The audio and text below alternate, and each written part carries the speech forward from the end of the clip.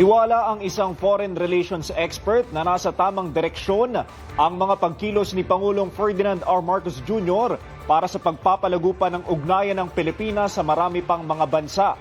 Halimbawa na lang dyan ang katatapos lang na state visit ng Pangulo sa Japan. Yan ang tinutukan ng ating kasama na si Princess Jordan.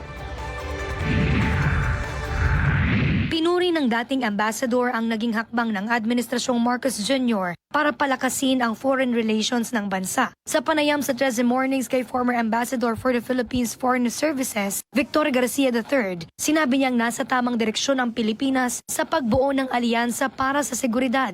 Tinawag din niyang success ang pagbisita ni Pangulong Marcos Jr. sa Japan.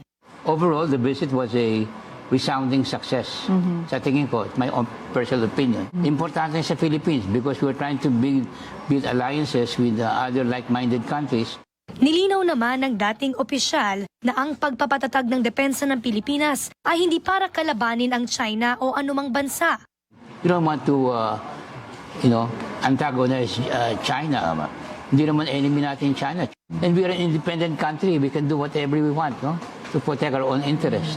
Bumilib din si Garcia sa pagiging negotiator ng Pangulo sa hidwaan ng Thailand at Cambodia. Ang ating presidente, he's a very good negotiator, no? He has a lot of experience. We're trying to find out ways paano ma-resolve yung conflict na yan, no? Kasi it's deep-seated eh. Iminungkahi rin niya ang patuloy na pakikipagtulungan sa bansang Vietnam para lalo pang mapalakas ang sektor ng agrikultura. Magkakaroon tayo ng mga training programs with some of their agricultural experts. At ma-increase siguro yung ating supply ng bigas. Aniya, mahalaga ang kaugnayan natin sa Vietnam dahil ito ang pinakamalapit na bansa sa Pilipinas. Princess Jordan, IBC News.